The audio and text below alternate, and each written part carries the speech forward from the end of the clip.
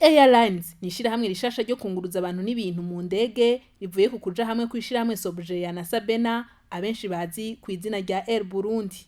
Ayo mashirahamwe akaba yagiye hamwe kugira ngo bashireho ishirahamwe rimwe rifise inguvu. Nizigiyimana Pierre arongoye umugwi wafashije kugira ngo aya mashirahamwe aje hamwe aratubwira abanyamitahe bashize hamwe kugira Burundi Airlines ziriboneke naho ibikorwa bigeze.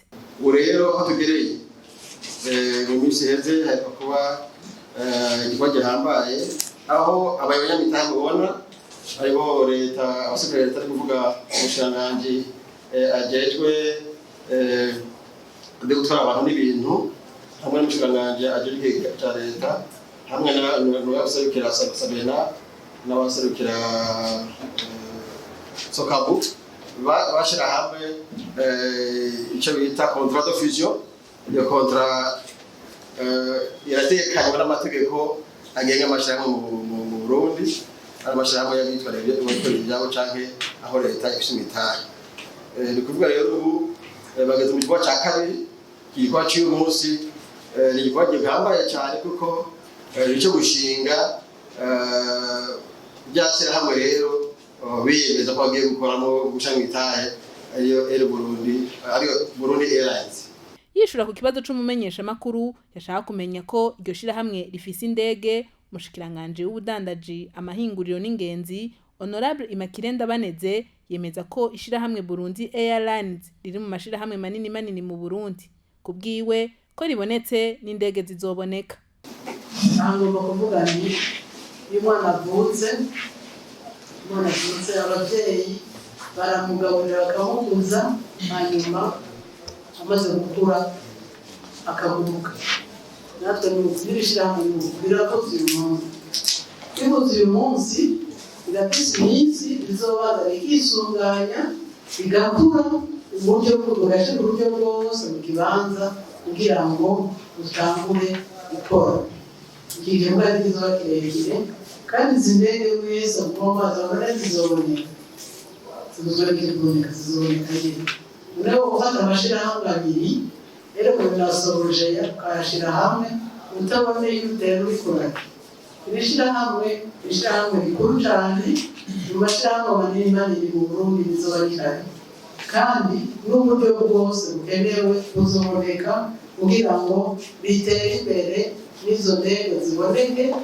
Turi ku isi hamwe n'abandi, turi ku isi turazi uburyo bwose bakoreramo kugira ngo bameze indege.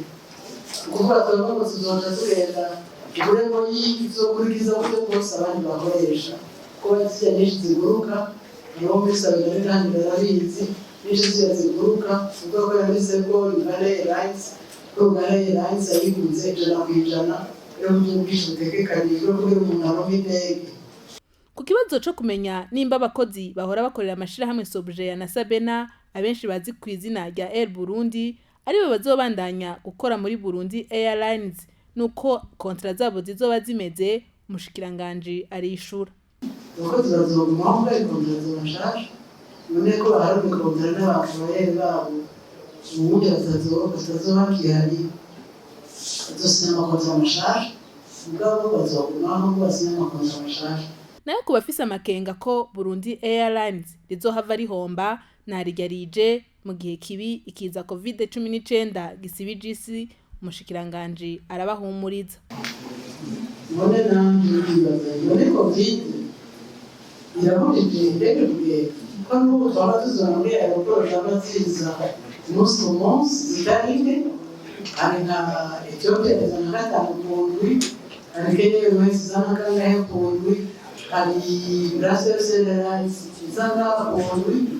Tukaza muri ministeri twamafasi na autorisation de transport dosubizwa makomanda ndani azabahindura kandi okuvi kandi zibuza kubuza turi tubazane tegeranije yuko urusyo covid ziraramba muri ndege hose bakangura amabi bata covid baza kugira ngo bakingire abenegihugu.